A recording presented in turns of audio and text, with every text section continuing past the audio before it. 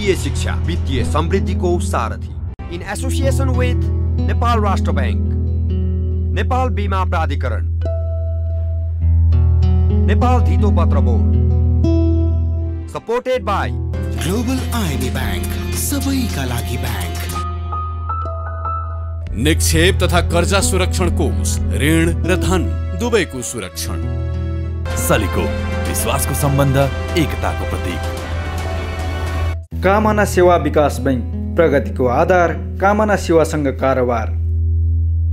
Siddhartha bank, सम्बन्ध सधैँभरिलाई। CDS and Clearing Limited, Muktinath Bikas bank, जनता बैंकमा हैन, bank जनतामा जानुपर्दछ। राष्ट्रिय वाणिज्य बैंक लिमिटेड, तपाईको आफ्नै बैंक। दर्शकवृन्द, मुलुकको अर्थतन्त्रका बाह्य सूचक सकारात्मक बन्दै गए पनि आन्तरिक अर्थतन्त्र भने अप्ठ्यारो स्थितिबाट गुज्रिरहेको छ। अर्थतन्त्रमा छाएको मन्दीले उद्योग व्यवसाय मात्र होइन, बैंकहरूको वित्तीय अवस्था समेत खस्किएको छ। पछिल्लो समय बैंक तथा वित्तीय संस्थाहरूको नाफामा सङ्कुचन र खराब कर्जाको बढोत्तरी यसैको उदाहरण हो। खराब कर्जा व्यवस्थापन सहित वित्तीय अवस्था सुधारमा बैंक तथा वित्तीय संस्थालाई अहिले दबाव र चुनौती देखिएको छ।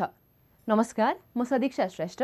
सौजन्य मिडियाको प्रस्तुति वित्तीय शिक्षा कार्यक्रममा यहाँहरू सम्पूर्णलाई हार्दिक स्वागत छ।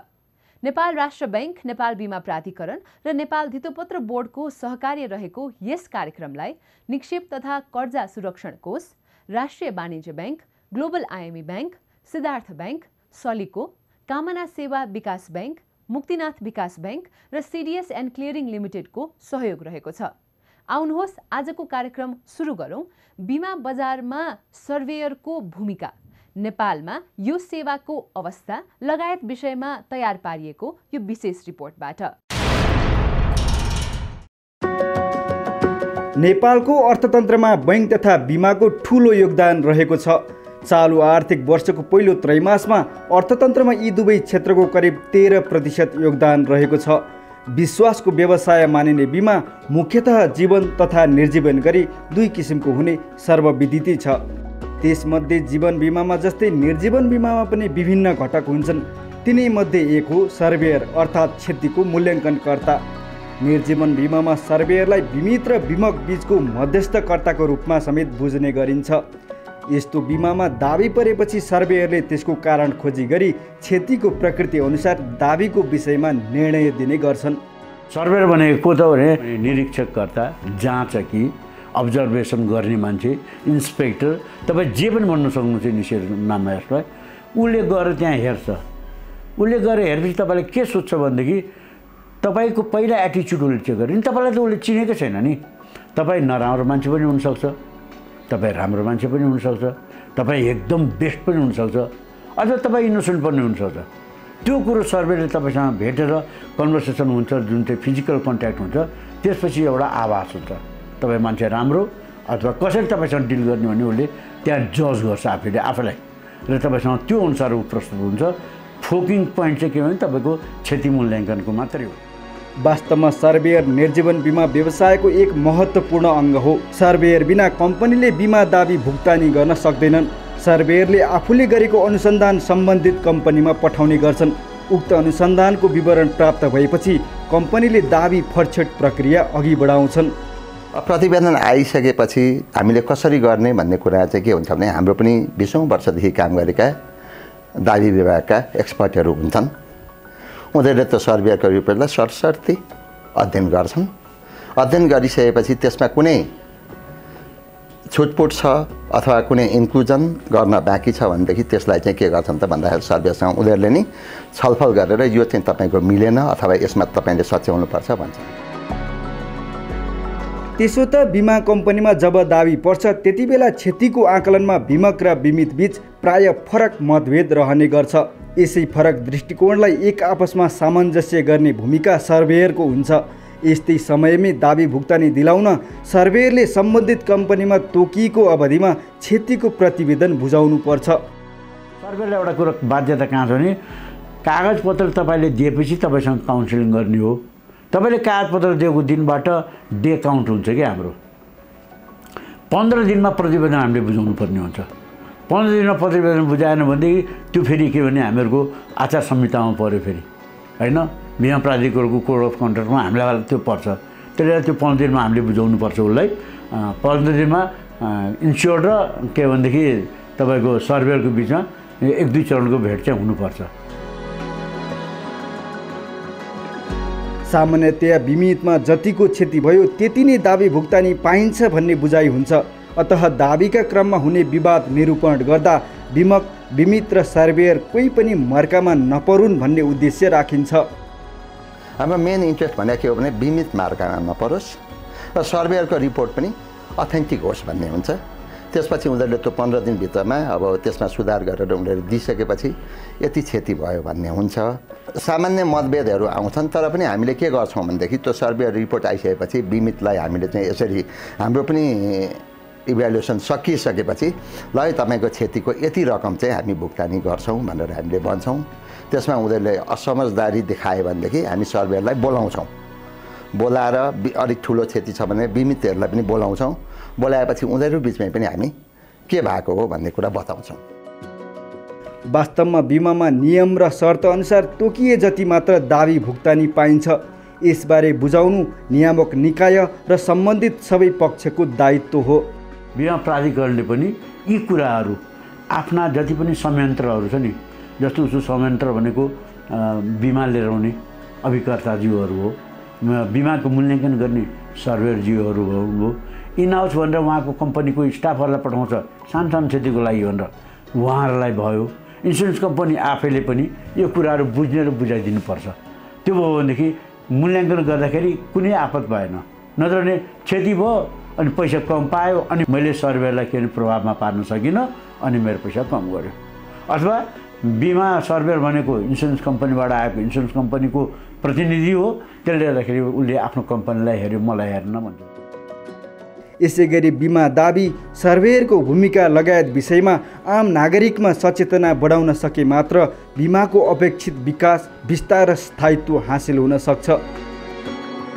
अन्डरराइटिङ गर्दाखेरि बिमितले के पाउने, एक त हामीले लेखेका टर्म्सहरू कन्डिसन उनीहरूले नपढ्दा त हामीले बुझाउनु पर्ने हो भने त त्यो बुझाइमा बिमा कम्पनीहरूको केही हदसम्म हामीले स्वीकार्नुपर्छ।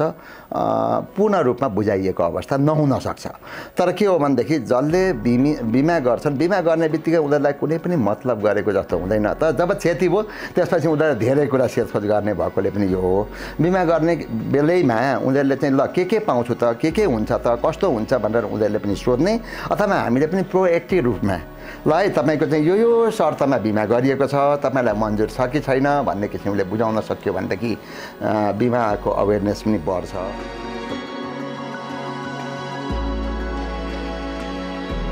गत आर्थिक वर्षमा निर्जीवन बिमा कम्पनीहरूले 23 अर्ब 52 करोड दाबी भुक्तानी गरेका थिए, जुन अघिल्लो आर्थिक वर्षको तुलनामा 23% बढी हो। अघिल्लो आर्थिक वर्षमा रु 19 अर्ब 7 करोड बराबरको दाबी भुक्तानी भएको थियो।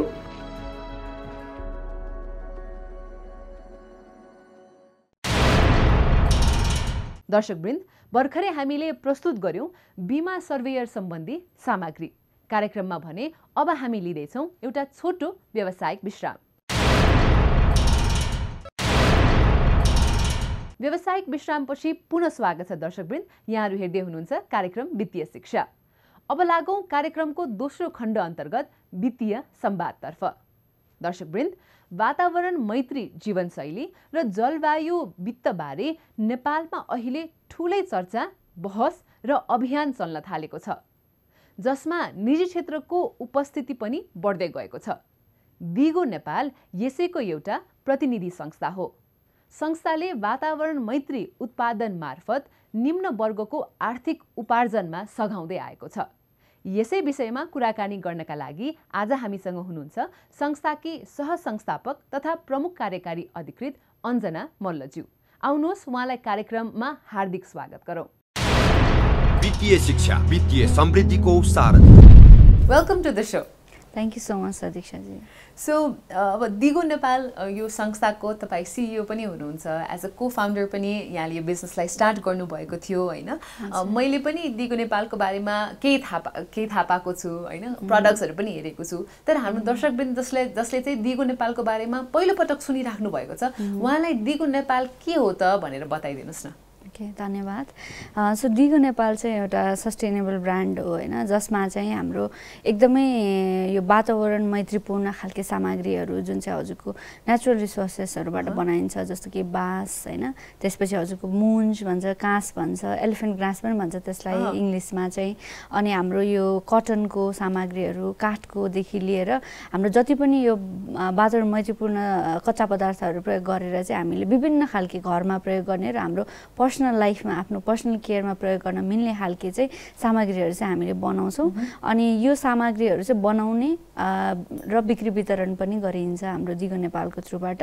अनि हामीले यो सामग्रीहरू बनाउँदाखेरि चाहिँ हामीले लोकलहरूसँग, फार्मर्सहरूसँग, त्यसपछि महिलाहरूसँग होइन, अनि त्यसपछि हाम्रो यो जनजाति आदिवासी समुदायहरूसँग समन्वय गरेर चाहिँ हामीले यो सामग्रीहरू बनाउँदै आइरहेका छौँ। सो हाम्रो मुख्य उद्देश्य भनेको चाहिँ हामीले यो जुन अहिले एकदमै यो प्लास्टिक पोल्युसन होइन, त्यसले गर्दाखेरि चाहिँ हामीले इन्भाइरोमेन्टमा कति असर परिरहेछ नि होइन। सो यसलाई चाहिँ कसरी हुन्छ हामीले कम गर्दै लैजाने र यो जुन दिगो जीवनशैलीलाई चाहिँ हामीले चाहिँ त्यसलाई चाहिँ प्रमोट गर्दै गर्ने। सो यो चाहिँ हाम्रो मुख्य उद्देश्य। अहिले यो जलवायु परिवर्तनले गर्दाखेरि होइन धेरै विश्वभरि नै प्रब्लम आइरहेको छ, नेपाल पनि एकदमै ग्रसित छ त्यसबाट होइन। अब यहाँले सुरु गर्ने बिजनेस एकदमै राम्रो छ, किनभने वातावरण मैत्री धेरै सामानहरू तपाईँले उत्पादन गर्नुहुन्छ, फार्मर्सहरूसँग डिरेक्ट कन्ट्याक्टमा बसेर सामग्रीहरू लिएर आउनुहुन्छ, कच्चा पदार्थ लिएर आउनुहुन्छ। यो किन महत्त्वपूर्ण छ भने त यहाँहरूलाई थाहा छ, तर यहाँले उत्पादन गरिसकेको प्रडक्टहरू लिने कन्ज्युमर अथवा जुन तपाईँको टार्गेट अडियन्स छ,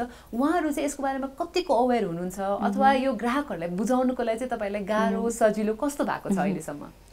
सो अहिलेसम्मको जर्नी हेर्दाखेरि चाहिँ सुरुमा चाहिँ त्यस्तो थिएन होइन, किन चाहिँ हामीले स्टार्ट गर्दा 4 वर्ष भयो हामीले स्टार्ट गरेको होइन। सो त्यतिखेर हामीले स्टार्ट गर्दा खासै हामीले जस्तो कन्सेप्ट भएर हुन्छ नि ल्याएर गरेको चाहिँ खासै पाएन कि हामीले पनि इको फ्रेन्डली अल्टरनेटिभ्सहरू खोज्दाखेरि मार्केटमा पाइँदैन थियो, एक्सेसिबल इजिली थिएन होइन। सो त्यो भएको कारणले गर्दाखेरि पनि होला। अर्को कुरा चाहिँ मान्छेमा अवेरनेस नभएर पनि हुनसक्छ होइन, त्यतिखेर थिएन, तर बिस्तारै चाहिँ ग्रेजुअली चाहिँ ग्रो हुँदैछ कि अहिले त्यो बेलामा र अहिले हेर्दाखेरि त यति धेरै परिवर्तन म देख्छु कि। अनि यो जुन हजुरले टार्गेट अडियन्स भनिरहँदाखेरि चाहिँ लाइक हामीले कहिलेकाहीँ चाहिँ कस्तो हुँदो रहेछ यो प्रडक्टहरू बनाउने केसमा चाहिँ हाम्रो प्रडक्ट सबैजनाले लिदियोस् जस्तो लाग्ने होइन, and not every one is going to buy your product होइन। अनि तर त्यो सबैले नगरेपछि यु फिल कि अहिले हुँदैन क्या हो जस्तो पनि सुरुमा यु माइट फिल। तर हामीले चाहिँ थ्रु आउट द जर्नी के थाहा पायौँ भनेपछि हाम्रो एउटा टार्गेट कस्टमर छ, सो हामीले उहाँहरूलाई फोकस गर्नुपर्छ। अनि नयाँहरू आउने त छँदैछ होइन, सो उहाँहरूलाई अवेर गरेर ल्याउनु पर्ने। तर अहिलेसम्म चाहिँ एकदमै ग्रोइङ जस्तो लाग्छ होइन। विभिन्न वर्गका महिलाहरू भयो, जनजाति आदिवासी महिलाहरू, उहाँहरूसँग पनि काम गर्नुहुन्छ, स्पेसिफिकली अझ बढी त उहाँहरूसँग मात्रै पनि काम गर्नुहुन्छ, किनभने लोकल होइन मटेरियलहरू युज गर्नुहुन्छ, उहाँलाई नै यो सिप पनि सिकाउनुहुन्छ बुन्नका लागि।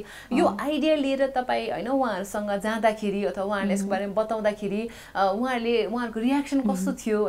सो यो चाहिँ लाइक सुरुतिर फेजमा थियो कि जस्तो यो हाम्रो मुन्ज र काँसको भन्यो नि मैले बास्केटरी प्रडक्टहरू, सो त्यो चाहिँ पहिला थिएन दिगो नेपालमा। So after few like 6 month कि आफ्टर 1 इयर जति होला सायद, त्यसपछि मात्र त्यो कन्सेप्ट आएको। अनि त्यतिखेर हामी जाने बेलामा लाइक कोभिडको लकडाउन म बर्दियाकै हो कि, सो यो चाहिँ हाम्रो फर्स्ट स्टार्टै बर्दियाबाट भएको थियो। अनि त्यो जाँदाखेरि चाहिँ लाइक पिपल वे लाइक बुनिरहेको थियो होइन, बुनेको थियो तर पर्सनल वाइज मात्रै बुनिरहनु भएको थियो। अनि कोहीले चाहिँ लाइक एक्सपोर्ट गर्ने कन्ट्याक्ट गरेर त्यसरी पनि कोहीले गर्नुहुँदो रहेछ होइन। तर कोभिडमा त झन् सबै नै बन्द, अलिअलि आउँथ्यो त्यो पनि बन्द भयो। अनि 1 बोरा जति सामान थियो कि त्यसमा, अनि सबैजना ल्याउनु भयो। मैले चाहिँ सबजना के बुन्नु सब ल्याउनु भने, अनि त्यसपछि त्यहाँ हाम्रो मिटिङ जस्तो भयो।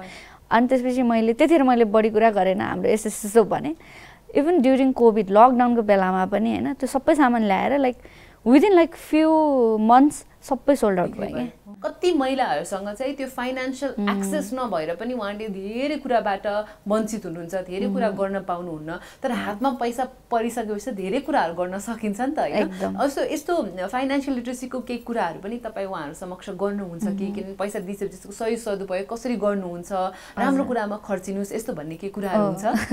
हुन्छ, यो चाहिँ हुन्छ होइन। किनभने चाहिँ अब आजकल चाहिँ फेरि गाउँमा पनि अब यस्तो सेभिङहरू गर्ने चाहिँ छ कि समूहहरू हुन्छ कि उहाँहरूको, अनि हाम्रो दिदीहरू सबजना नै समूहमा चाहिँ आबद्ध हुनुहुन्छ। अनि उहाँहरूलाई चाहिँ एक किसिमको त्यो थाहा त छ होइन। अब महिला भएपछि गृहिणी भएपछि अलिकति भयो नि त्यो सेभिङतिर चाहिँ जान्छ नै रहेछ होइन। अनि हामी कुरा गर्दाखेरि जस्तो पैसा पठाउने बेलामा पनि यसो कहिलेकाहीँ कुरा हुँदाखेरि उहाँले अब के अरे हुन्छ नि लाइक अब पैसा पठाउनु यहाँ खर्च गर्नु पऱ्यो नि भन्नुहुन्छ। मैले दिदी सबै खर्च गरेर त हुँदैन नि त होइन, यु हेभ टु सेभ, सब सेभिङ पनि त गर्नु पऱ्यो, अहिले कहिलेकाहीँ इमर्जेन्सी पर्न सक्छ होइन भनेर भन्छ। अनि कहिलेकाहीँ हामी मिटिङ पनि गर्छौँ होइन। सो मिटिङहरू लाइक हाम्रो चाहिँ मोस्टली कि भेटेर हुन्छ कि अनलाइनमा हुन्छ होइन। सो त्यो बेलामा चाहिँ हामी सबैजना नै बसेर चाहिँ लाइक कुराहरू गर्छौँ यस्तो विषयहरूमा। लाइक अब एउटा चाहिँ टिमको बारेमा हुन्छ, एउटा चाहिँ लाइक हाउ इज त्यो लाइफहरू कस्तो भइरहेछ, जीवनहरू फ्यामिलीहरू कस्तो छ होइन, सबै कुराहरू यस्तो यस्तो बारेमा पनि हामी डिस्कस गर्छौँ।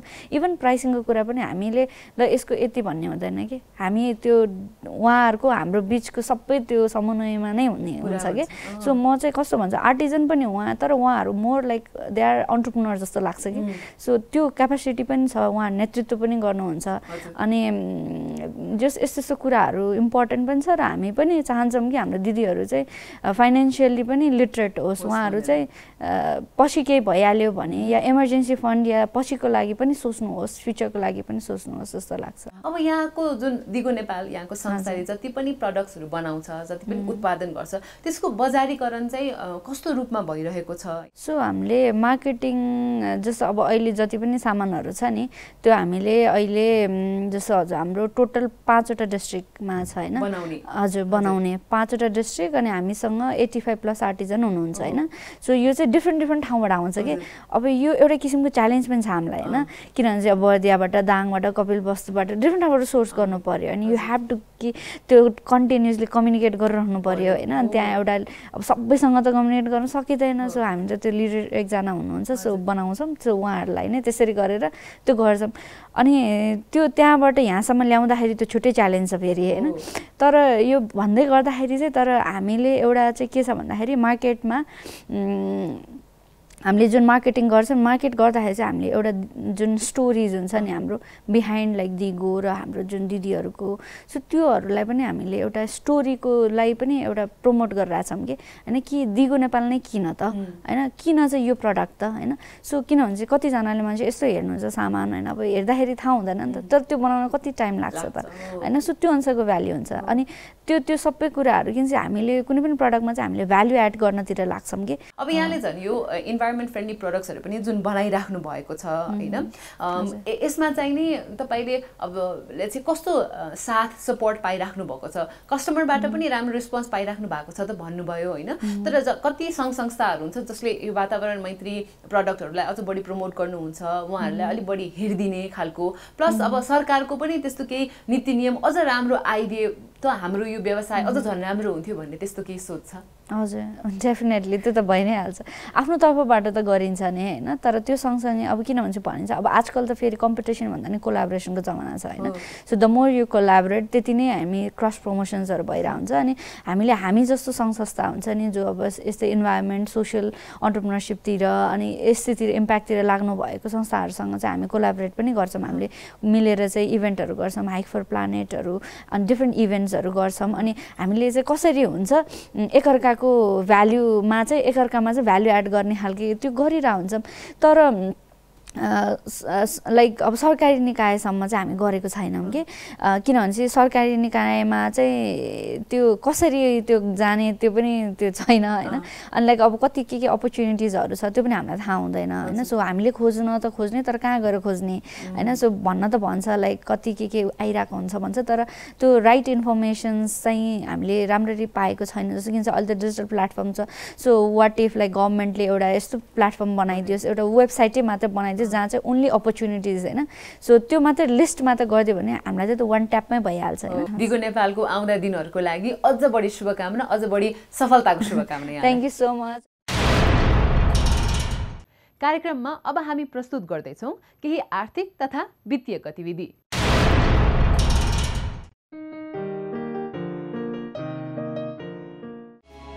नेपाल दूरसञ्चार कम्पनी लिमिटेड 21औं वर्षमा प्रवेश गरेको छ। सोमबार काठमाडौँमा सम्पन्न 20औं वार्षिकोत्सव कार्यक्रममा सञ्चार तथा सूचना प्रविधि मन्त्री रेखा शर्माले सूचना प्रविधिको विकास विस्तार र प्रयोगमा नेपाल टेलिकमले पुर्याएको योगदान महत्त्वपूर्ण रहेको बताउनुभयो। कार्यक्रममा नेपाल टेलिकमकी प्रबन्ध निर्देशक संगीता पहाडी अर्यालले कम्पनीको ग्राहक आधार बढेर अहिले 2 करोड 18 लाख भन्दा बढी पुगेको जानकारी दिनुभयो। कम्पनीले मुलुकका 77वटा जिल्लामा तार रहित 4G LTE प्रविधिमा आधारित मोबाइल र डेटा सेवा सहित 74 जिल्लामा अप्टिकल फाइबरमा आधारित FTTH सेवा सञ्चालनमा ल्याएको छ। यस्तै आधारभूत टेलिफोन तार रहित GSM मोबाइल अति दुर्गम विकट स्थानमा VSAT प्रविधिमा आधारित सेवा इन्टरनेट डेटा सेवा तथा अन्य धेरै प्रकारका सेवा उपलब्ध गराउँदै आएको छ। आगामी दिनमा 4G सेवा विस्तार र 5G समेत परीक्षण पश्चात विस्तार गर्ने कम्पनीको योजना छ।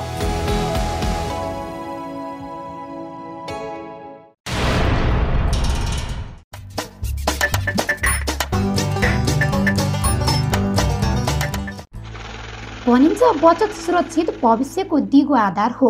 भविष्यमा आइपर्न सक्ने आकस्मिक अवस्था वा जीवनकालका अन्य आवश्यक खर्चहरू टार्न बचतले धेरै सघाउ पुग्छ।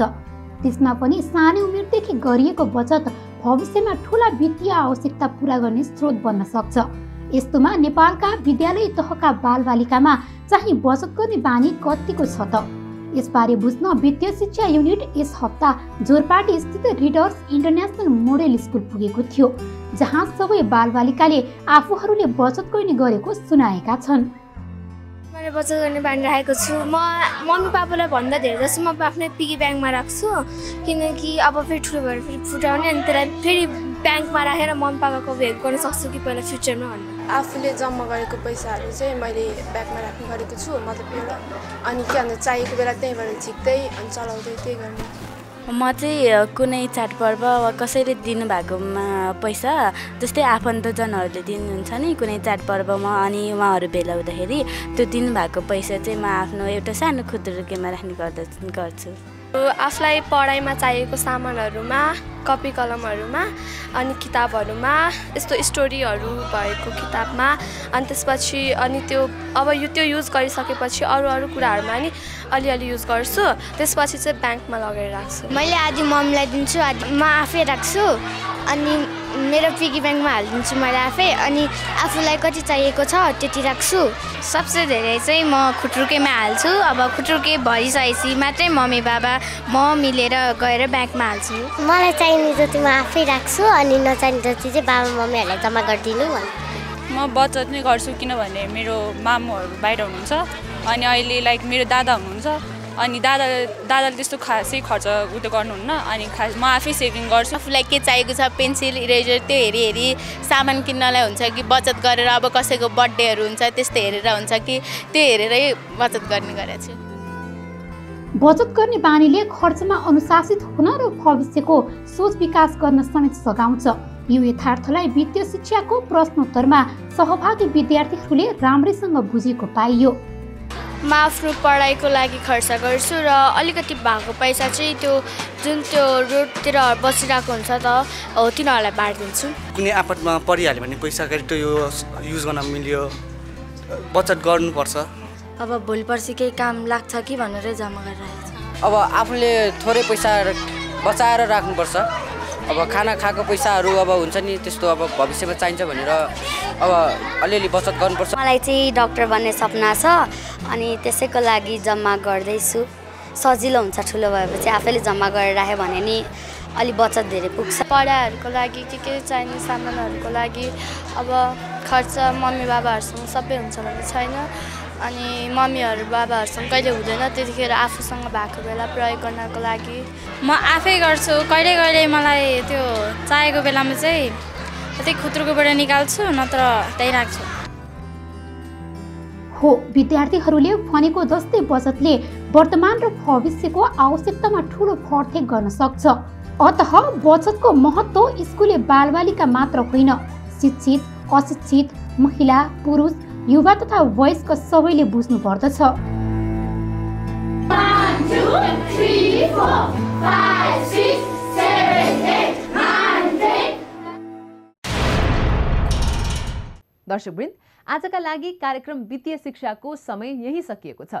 नेपाल राष्ट्र बैंक, नेपाल बीमा प्राधिकरण र नेपाल धितोपत्र बोर्डको सहकार्य रहेको यस कार्यक्रमलाई निक्षेप तथा कर्जा सुरक्षण कोष, Rastriya Banijya bank, global IME bank, Siddhartha bank, सलिको, कामना सेवा विकास बैंक, मुक्तिनाथ विकास बैंक र सीडीएस एन्ड क्लियरिङ लिमिटेडको सहयोग रहेको छ। यो कार्यक्रम हिमालय टेलिभिजन सहित वित्तीय शिक्षा नामक युट्युब च्यानलका साथै आधिकारिक फेसबुक पेज मार्फत पनि हेर्न र सुन्न सक्नुहुनेछ। आजका लागि भने म कार्यक्रम सञ्चालिका सदीक्षा श्रेष्ठ लगायत वित्तीय शिक्षाका सम्पूर्ण युनिटलाई अर्को सातासम्मका लागि बिदा दिनुहोस्। नमस्कार।